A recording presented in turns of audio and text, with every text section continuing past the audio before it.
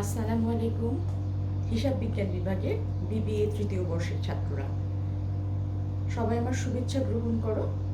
আমি জেরিন আফরোজ, হিসাব বিজ্ঞান বিভাগ, ঢাকা কলেজ ঢাকা। আমি অ্যাসিস্ট্যান্ট প্রফেসর।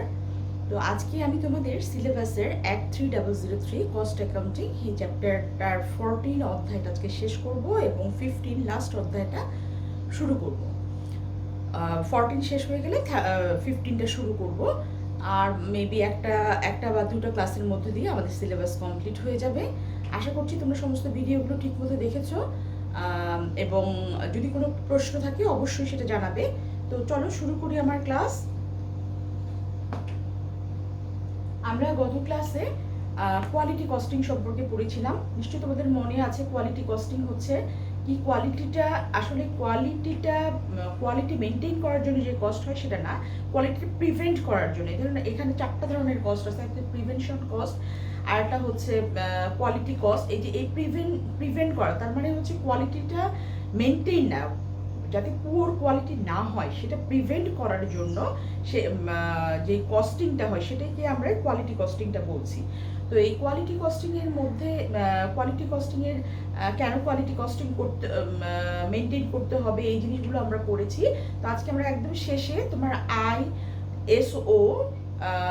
ISO 9001 এখানে কি বলেছে এই কোয়ালিটি কস্টিং সম্পর্কে, সেটা সম্পর্কে আজকে আমরা একটু জানবো।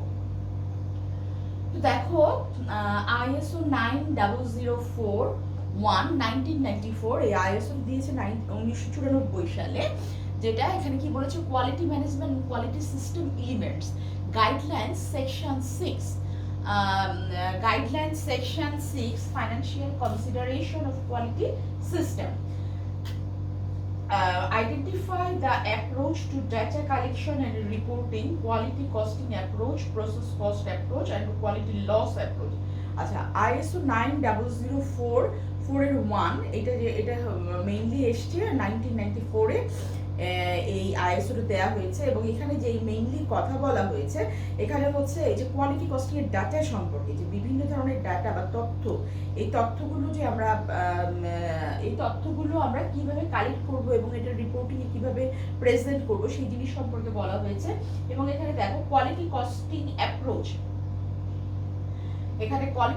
অ্যাপ্রোচের কথা বলা হয়েছে, প্রসেস কস্ট অ্যাপ্রোচের কথা বলা হয়েছে এবং কোয়ালিটি লস অ্যাপ্রোচের কথা বলা হয়েছে।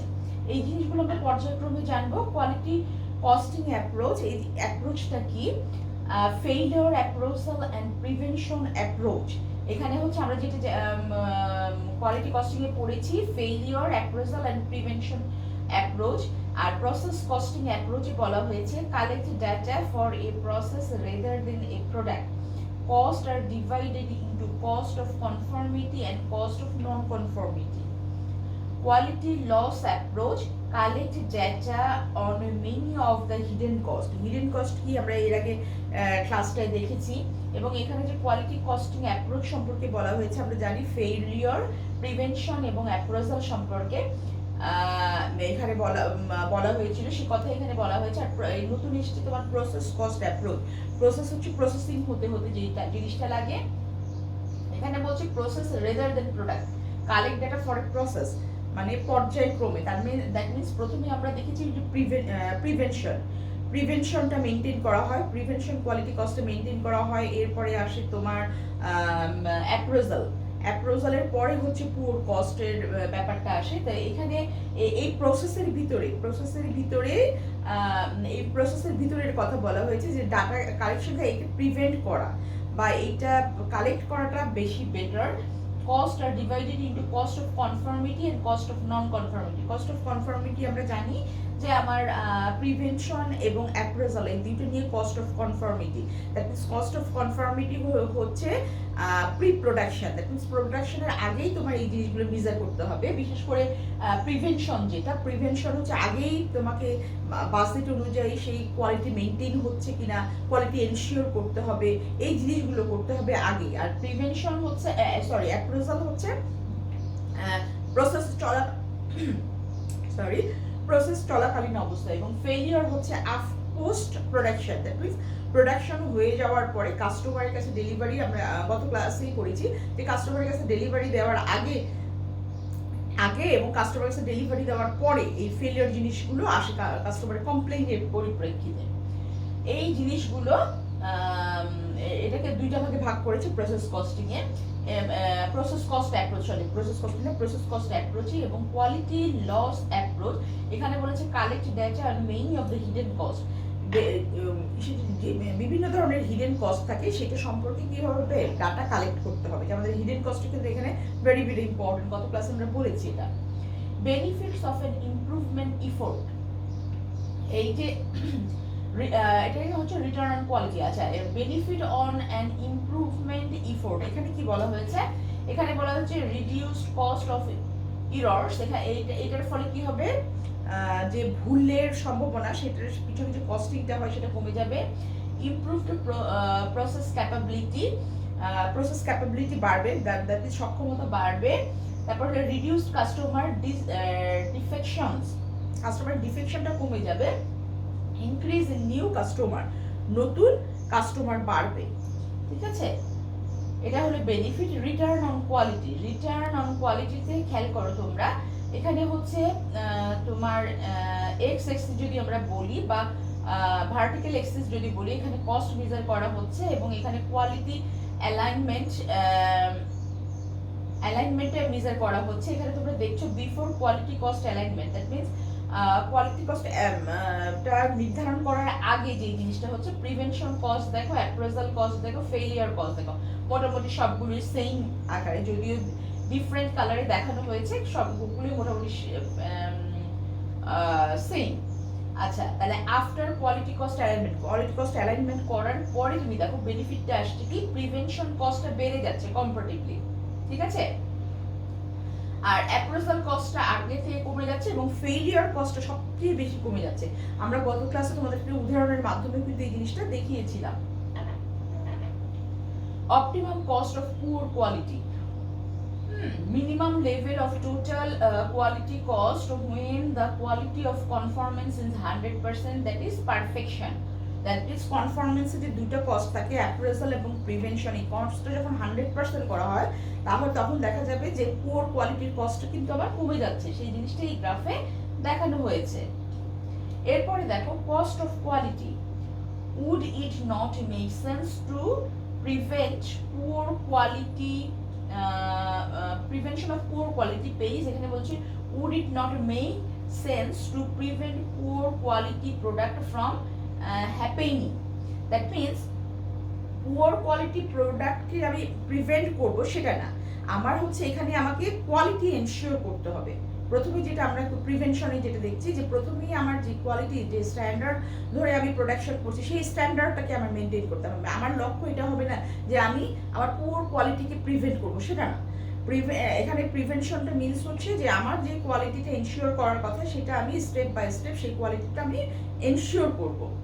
এবং how can this be done, এবং এটা কিভাবে হবে?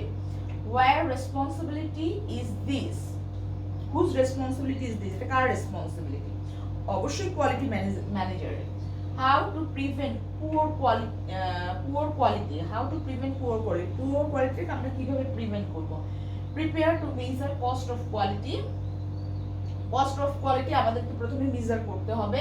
Determine categorize of quality cost, create measurement system that capture category of quality cost. এখানে বলছি যে আমরা পুয়ার কোয়ালিটি কিভাবে প্রিভেন্ট করব, আমরা আমাদের কি করে কোয়ালিটি কস্টটাকে ডিটারমাইন করব। দ্যাট মিনস কোয়ালিটি কস্ট এই যে চারটা ক্যাটাগরিতে কোয়ালিটি কস্ট, সেই কোয়ালিটি কস্টকে প্রথমে আমরা মেজার করব এবং এইটাকে বলতেছে ক্যাটাগরি করব। মেজারমেন্ট সিস্টেম কিভাবে আমরা মেজার করব, হ্যাঁ সেই সিস্টেমটা আমাদের এক একটা কোম্পানির এক এক রকম হয়, সেই সিস্টেমটা আমাদেরকে ডেভেলপ করতে হবে এবং সেই সাথে কি করতে হবে, ক্যাটাগরি অফ কোয়ালিটি কস্ট, এবং কোয়ালিটি কস্টের যে ক্যাটাগরি আছে, বিভিন্ন ভাগ আছে, সেই ভাগগুলোকে দেখাতে হবে আর কি। Assign responsibility to collect data, data collect করতে হবে, অ্যানালাইসিস কালেক্টেড ডাটা, এবং এই সম্পর্কে যে কোয়ালিটি কস্টের যেই ডাটাগুলো আছে এই ডাটাগুলো আমাদেরকে কালেক্ট করতে হবে এবং এইগুলো কি করতে হবে, অ্যানালাইসিস করতে হবে। এরপরে দেখো cost of quality, determine quality cost category. ওই যে আমরা একটু আগে বললাম কোয়ালিটি কস্ট ক্যাটাগরি করতে হবে, সেই ক্যাটাগরি দেখো আন্ডারস্ট্যান্ড প্রোডাক্ট, প্রোডাক্ট সম্পর্কে তোমাকে জানতে হবে, আন্ডারস্ট্যান্ড প্রসেস, তোমাকে মানে কোম্পানির যে ম্যানেজার তাকে জানতে হবে বা ঊর্ধ্বতন কর্তৃপক্ষ যারা তাদের জানতে হবে। আন্ডারস্ট্যান্ড প্রোডাক্ট, আন্ডারস্ট্যান্ড প্রসেস, কোন প্রসেসের মধ্যে দিয়ে যাচ্ছে সেটা আমাদেরকে জানতে হবে। আন্ডারস্ট্যান্ড ওয়্যার প্রবলেমস অকার, কোথায় সমস্যা হচ্ছে সেই জিনিসটা আমাদেরকে বুঝতে হবে। ডিটারমাইন প্রিসিয়াসলি হোয়াট গোজ রং, বিগত বিগত দিনে বা বিগত সময়ে কোনটা কোথায় সমস্যা হয়েছে সেই জিনিসটা তোমাকে ডিটারমাইন করতে হবে। Determine what cost represent each problem, প্রত্যেকটা ক্ষেত্রে কি পরিমাণ কস্ট হয়েছে, কারণ আমরা যখন কস্টগুলো ডিটারমাইন করবো তখনই কিন্তু আমরা দেখতে পারবো যে প্রিভেনশনে কতটুকু কস্ট হয়েছে, অ্যাপ্রেজালে কতটুকু কস্ট হয়েছে, পুয়ার কোয়ালিটি মেনটেনে কতটুকু কস্ট হয়েছে, সেই জিনিসটা আমরা দেখতে পারবো। Assign responsibility, make individual at all level responsibility for collecting quality cost data, ঠিক আছে, এটা প্রত্যেকের এটা দায়িত্ব। if quality cost data is required then make it the responsible of the person who create the cost to collect the data। এরপরে কি বলছে, if no one is responsible no one will bother, যদি কেউ এটার ব্যাপারে মানে quality কস্টের সম্পর্কে যদি কেউ সচেতন না হয় তাহলে কেউ এটা বদার করবে না। তাহলে মানে একটা রেসপন্সিবল পার্সন থাকতে হবে বা কারোর দায়িত্ব থাকতে হবে যে কিনা এই কোয়ালিটি কস্টটা এনশিওর করবে, ঠিক আছে। এরপরে দেখো অ্যানালাইজ কালেক্টেড ডাটা, যেই ডাটাগুলো আমরা কালেক্ট করলাম সেই ডাটাগুলো অ্যানালাইজ করতে হবে। Data on its own is useless, data must be analyse two extract meaning.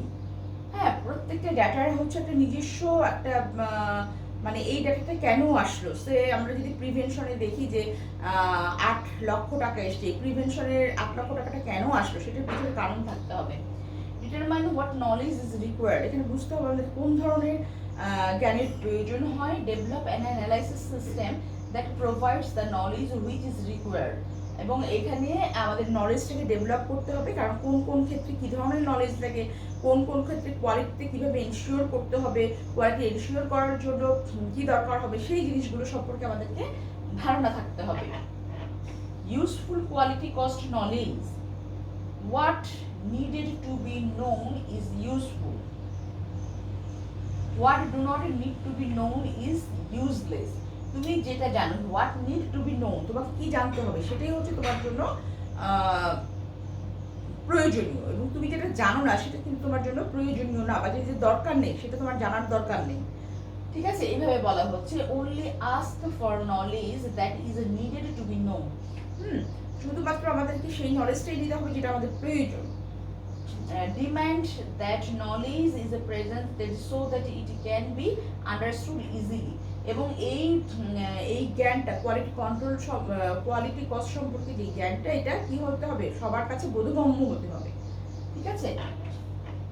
Summarise collected data, the most basic way are by product, process, component, defect type and other likely defect concentration pattern, the organizational unit, the category cost of poor quality by time।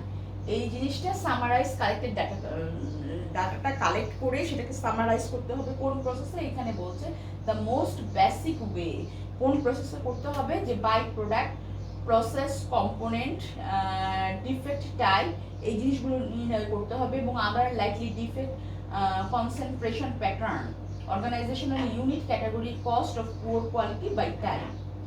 Reporting the results, এরপরে আসো reporting, এই রেজাল্টটা যে আমরা যে poor quality কস্টের যে রেজাল্টটা পেলাম, যে বিষয়গুলো আমরা জানতে পারলাম সেটা কিভাবে আমরা রিপোর্ট আকারে শো করব। Must provide the following perspective with integration into overall performance reporting system of organization, তার মানে অর্গানাইজেশনের ওভারঅল পারফরমেন্সটা কি সেটা আমাদের রিপোর্টিং সিস্টেমের ভিতরে থাকতে হবে।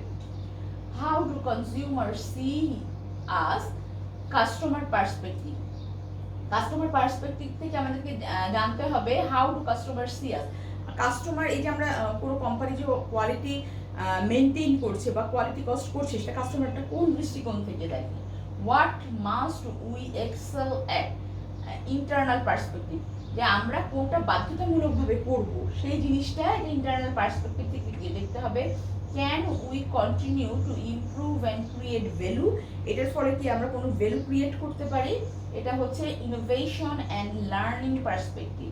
তার মানে হচ্ছে এই যে কোয়ালিটি এনশিওর করতে, কারণ আমরা জানি যে কাস্টমারের ডিমান্ড অনুযায়ী, যেটা আমরা মার্কেটিংয়ে অবশ্যই পড়েছ, যে কাস্টমারের ডিমান্ড অনুযায়ী তোমাকে কি পণ্যের আকার আকৃতি বা পণ্যের বৈশিষ্ট্য যেটাই বলো তুমি, ফিচার, এগুলো কিন্তু চেঞ্জ করতে হয়, ঠিক আছে। তো এই জিনিসগুলো যে আমরা চেঞ্জ করব, এখানে সেটা বলছে যে কন্টিনিউ টু ইমপ্রুভ, তার মানে সেই প্রোডাক্টটি কি কন্টিনিউয়াসলি ইমপ্রুভমেন্টের মধ্যে থাকবে এবং এটা কি ধরনের ভ্যালু ক্রিয়েট করবে কাস্টমারের কাছে সেই জিনিসটা।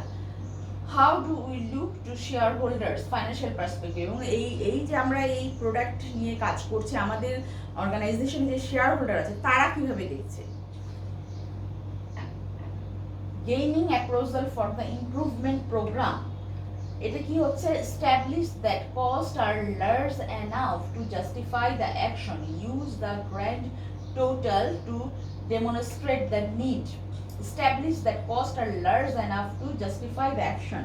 যদি এরকম হয় যে কস্টটা অনেক বেশি হয়ে গেল এই ইয়ে করতে গেলে, কি বলে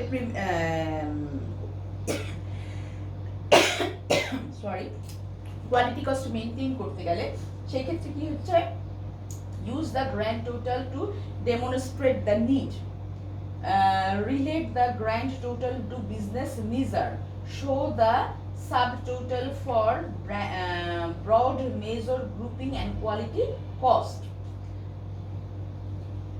এখানে বলছে যে এই কস্ট আমরা কিভাবে সেগ্রিগেট করব সেই জিনিসটার কথা বলা হয়েছে। Estimate the saving and other benefit, অন্যান্য বেনিফিটটাকে আমাদেরকে মেজার করতে হবে। Calculate the return on investment, আমরা যে এই কোয়ালিটি কস্টের পিছনে যে ইনভেস্ট করছি, যে টাকাটা খরচ করছি, সেটার ফ্রুটফুলনেস, দ্যাট মিনস সেটা থেকে আমরা কি রিটার্ন পাবো সেই জিনিসটা আমাদেরকে দেখতে হবে। Use a successful case story, হ্যাঁ, অন্যান্য কোম্পানির যে কেস স্টোরি আছে যে কোয়ালিটি কস্টিং এর জন্য, সেইগুলো আমাদেরকে করতে হবে, অ্যানালাইসিস করতে হবে বা ইউজ করতে হবে। Identify the specific improvement project, হ্যাঁ, যে স্পেসিফিক একটা নির্দিষ্ট ইমপ্রুভমেন্টের প্রজেক্ট হাতে নিতে হবে। তারপর হলো purpose, the structure of the improvement programme, propose the structure of the improvement programme, এবং যে কোনো একটা ইমপ্রুভমেন্ট প্রোগ্রামের জন্য আমাদের কি করতে হবে, প্রপোজ করতে হবে কোম্পানিতে যে এই ধরনের ইমপ্রুভমেন্ট নেওয়া যায় বা এই ধরনের ইমপ্রুভমেন্ট নিলে আমার কি হবে, কস্ট অফ কোয়ালিটিটা মোটামুটি কন্ট্রোলে আসবে, বা কস্ট অফ কোয়ালিটিটা বেড়ে গেলেও আমার সেলস বেড়ে যাবে, এই ধরনের মেজারমেন্টগুলো। এরপরে ধর management is responsible, management decide what to produce in terms of products, goods or services. Management assigns responsibility to produce product. Management is accountable for effectively using resources to produce product. এখানে বলছে management is, তার মানে হচ্ছে এই যে সমস্ত কিছুর জন্য কিন্তু ম্যানেজমেন্ট রেসপন্সিবল। কারণ হচ্ছে ম্যানেজমেন্ট ডিসিশন নিবে কি ধরনের প্রোডাক্ট তারা প্রডিউস করবে, সেটা কি গুডসে হবে না সার্ভিসে হবে সেই জিনিসটা, এবং ম্যানেজমেন্ট অ্যাসাইন করবে responsibility of the produce product. তার মানে হচ্ছে প্রোডাক্টটা প্রডিউস করার জন্য যে ম্যানেজমেন্টের রেসপন্সিবিলিটি, এবং যেই কস্টটা হচ্ছে কোয়ালিটি কস্টের যে আমরা কথা বলছি, এবং এই কোয়ালিটি কস্টটা ইফেক্টিভলি হচ্ছে কিনা বা সেখান থেকে আমরা কতটুকু বেনিফিট গেইন করছি, কোম্পানি কতটুকু বেনিফিট গেইন করছে, সেই জিনিস ওভারঅল সব কিছু দেখাটা হচ্ছে ম্যানেজমেন্টের কাজ। Management is responsible, management decide what to produce না, এইটাই ছিল আমাদের কোয়ালিটি কস্টিং এর উপর ক্লাসগুলো। যে তোমরা দেখতে পেলে যে আইএসও কি বলেছে, যে প্রিভেনশনের কথা বলেছে, যে কস্ট অফ কোয়ালিটির কথা বলেছে, প্রসেসের কথা বলেছে, এবং সেটা রিপোর্টিং এর কথা বলেছে। এই যে এই সবগুলোর সমন্বয়, কারণ রিপোর্টিং যদি না হয় তাহলে শেয়ার হোল্ডার বা আদার্স যারা ইন্টারেস্টেড পার্সন আছে তারা কিন্তু জানতে পারবে না, ম্যানেজমেন্টও জানতে পারবে না, কারণ ম্যানেজমেন্ট সবসময় এটা কারোর উপর দায়িত্ব থাকে। সে যদি রিপোর্টিংটা ঠিক মতো না করে তাহলে ম্যানেজমেন্ট পরবর্তী ডিসিশন নিতে পারবে না বা শেয়ার হোল্ডারদেরকে সেটা জানাতে পারবে না। এই যে এই সমস্যাগুলো আছে, এই সমস্যাগুলো এই ISO 9001-এ এটা বলা হয়েছে। তো এই ছিল আমাদের কোয়ালিটি কস্টিং সম্পর্কে পড়া, নিশ্চয়ই জিনিস জানানোর। নিশ্চয়ই তোমরা এটা ভালোভাবে বুঝতে পেরেছো। এবার আমরা চলে যাব তোমাদের পরবর্তী চ্যাপ্টারে, integral accounting system. Integral accounting system হচ্ছে সম্পূর্ণ একটা separate accounting system. That means separate accounting system, কারণ আমরা জানি যে আমাদের ফাইন্যান্সিয়াল অ্যাকাউন্টিং এর জন্য আলাদাভাবে আমরা বুকস অফ অ্যাকাউন্টস মেনটেন করি এবং কস্টিং এর জন্য আলাদাভাবে বুকস অফ অ্যাকাউন্ট মেনটেন করি। কিন্তু ইন্টিগ্রাল অ্যাকাউন্টিং সিস্টেম হচ্ছে সম্পূর্ণ একটা ভিন্ন। দ্যাট মিনস এটা একই সাথে ফাইন্যান্সিয়াল অ্যাকাউন্টিং এবং কস্ট অ্যাকাউন্টিং দুইটারই ডাটা কালেক্ট করবে এবং ডাটা প্রিজার্ভ করবে এবং সেই অনুযায়ী কী হবে, সমস্ত balance sheet, profit and loss এবং সব কিছু এটার মাধ্যমে করা হবে। তো এটা হলো সম্পূর্ণ একটা সেপারেট বুকস অফ অ্যাকাউন্ট, এটা তোমাদের মনে রাখতে হবে মেইন পয়েন্ট। এবং সেকেন্ড থিং হচ্ছে এটা ডাবল এন্ট্রি সিস্টেমেই কিন্তু এই অ্যাকাউন্টসগুলো মেনটেন করা হয়। তাহলে দেখে আসো ইন্টিগ্রাল অ্যাকাউন্টিং সিস্টেমটা কি। The term integral accounts relate to a single accounting system. আমি বললাম এটা একক, এটা কারোর সাথে মিলবে না। Single accounting system. Integral accounting is a system of recording financial and costing transaction in one self-contained ledger called the integral ledger. তার মানে আলাদা একটা একই সাথে একটা লেজারের ভিতরে সে কস্ট অ্যাকাউন্টিং এবং ফাইন্যান্সিয়াল অ্যাকাউন্টিং দুইটাই মেনটেন করছে। It implies maintenance of only one set of books for both financial and cost accounting, যেটা আমি বললাম একটু আগে।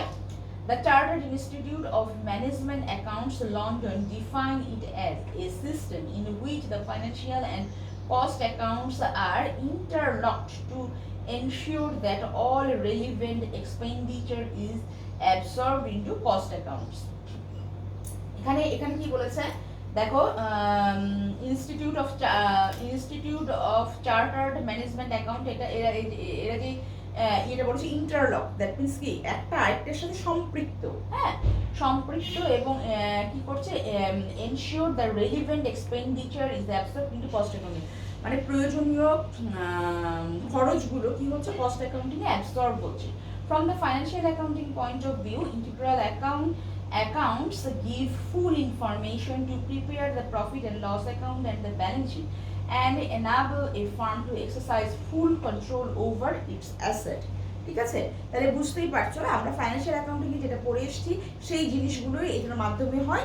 সাথে কস্ট অ্যাকাউন্টিং এর জিনিস, কস্ট অ্যাকাউন্টিং এ যে বুকস অফ অ্যাকাউন্টস গুলো রেকর্ড করা হয় একটা লেজারের ভিতরে সেই দুইটা মেনটেন করে, কস্ট অ্যাকাউন্টিং এবং ফাইন্যান্সিয়াল অ্যাকাউন্টিং। এরপরে দেখো feature of integral accounting system. Integral accounting সিস্টেমের যে ফিচারগুলো, বৈশিষ্ট্যগুলো, no separate books for financial accounting and cost accounting. Financial accounting এবং কস্ট অ্যাকাউন্টিং এর জন্য আলাদা কোনো বুক মেনটেন করা হয় না, কোনো বই মেনটেন করা হয় না। All the accounts, the financial accounting, cost accounting put together complete the double entry cycle. তার মানে হচ্ছে cost accounting and financial accounting এটার হচ্ছে আলাদাভাবে ডাবল এন্ট্রি সাইকেলের ভিতরে এই দুটাই রেকর্ড করা হয়। দ্যাট মিনস ডাবল এন্ট্রি সিস্টেমে ইন্টিগ্রাল অ্যাকাউন্টিংটা রাখা হয় both financial accounting and cost accounting এর জন্য। There is no general ledger adjustment account, এখানে কোনো জেনারেল লেজার অ্যাডজাস্টমেন্ট অ্যাকাউন্ট নেই। অ্যাডভান্টেজ, এটার অ্যাডভান্টেজটা কি? No need for separate books, আলাদা কোনো বই দরকার নেই, কারণ হচ্ছে এটা অ্যাকচুয়ালি হচ্ছে ফাইন্যান্সিয়াল অ্যাকাউন্টিং এবং কস্ট অ্যাকাউন্টিংয়ের জন্য আমরা যদি আলাদা সেপারেট বুক মেনটেন করি এটা সময় সাপেক্ষ, ব্যয় সাপেক্ষ সব কিছুই। যেহেতু এটা একই বুকে রাখা হচ্ছে সুতরাং এটা কিন্তু অনেকটা টাইম লেস কনজিউমিং এবং মানিও লেস কনজিউমিং। বা no need for separate books, no need for reconciliation, রিকনসিলেশনেরও কোনো দরকার নেই। ইকোনমিক্যালি বাই অ্যাভয়েডিং ডুপ্লিকেশন, এটা ডুপ্লিকেশন হওয়ার কোনো সিস্টেম নাই। সিম্পলিসিটি, খুব সহজ। Matching the two set and they are for more reliable, হ্যাঁ দুইটা সেট রাখা হয় এবং এটা অনেক বেশি রিলায়েবল। Coordination, effective control, easier mechanism for accounting, এটা অ্যাকাউন্টিং এর জন্য মোস্ট ইজিয়ার একটা controlling system. Limitation, suitability only for small firms, ছোট যেই ফার্ম, এখন আসে কথায় যে ছোট যেই ফার্ম সেই সমস্ত ফার্মের জন্য এই ইন্টিগ্রাল অ্যাকাউন্টিং সিস্টেমটা প্রযোজ্য বা ভালো, এবং বড় ফার্মগুলোর জন্য কিন্তু আলাদাভাবে আমাদেরকে ফাইন্যান্সিয়াল অ্যাকাউন্টিং এবং কস্ট অ্যাকাউন্টিং এই দুইটা আলাদাভাবে মেনটেন করাটাই বেটার। ঠিক আছে, তাহলে এটার কারণ আছে, কারণ হচ্ছে এখানে ছোট ফার্মগুলো কস্ট বেয়ার করতে পারে না, একটা কস্টিং এর একটা ব্যাপার থেকে আমি আগেই বলেছি যে দুইটা separate books of account maintain করতে গেলে আমাদের অবশ্যই সেপারেট অ্যাকাউন্টেন্ট লাগবে, এবং তাদেরও রেসপন্সিবিলিটি আলাদা থাকবে, লোক বেশি নিয়োগ করতে হবে, সময় সাপেক্ষে সব কিছুই, যার জন্য বড় অর্গানাইজেশন এই কস্টিংটা বেয়ার করতে পারে, ছোট অর্গানাইজেশনের জন্য এটা খুবই ব্যয় সাপেক্ষ। তো এই ছিল আমাদের কস্টিং এর উপর ক্লাস। তো আমি আশা করব কোয়ালিটি কস্টিং সম্পর্কে একটু ভালো করে বুঝেছো, এবং ইন্টিগ্রাল কস্টিং মাত্র শুরু করলাম, এবং আমি আগেই বললাম যে এটা সেপারেট একটা আলাদা, সম্পূর্ণ আলাদা ডাবল এন্ট্রি সিস্টেমে এই ইন্টিগ্রাল অ্যাকাউন্টিংটা রাখা হয়, এবং এখানে বোথ ফাইন্যান্সিয়াল অ্যাকাউন্টিং এবং কস্ট অ্যাকাউন্টিং দুইটা একই সাথে বুকসে মেনটেন করা হয়। এই ছিল আমাদের আজকের লেকচার। তো আশা করছি পরবর্তী লেকচার তোমরা দেখবে, তোমাদের ভালো লাগবে, এবং সেই সাথে তোমাদের সিলেবাস শেষ হয়ে যাচ্ছে। তোমাদের যদি কোনো সমস্যা থাকে তাহলে অবশ্যই তোমরা জানাবে। তো সেই পর্যন্ত ভালো থেকো, আল্লাহ হাফেজ।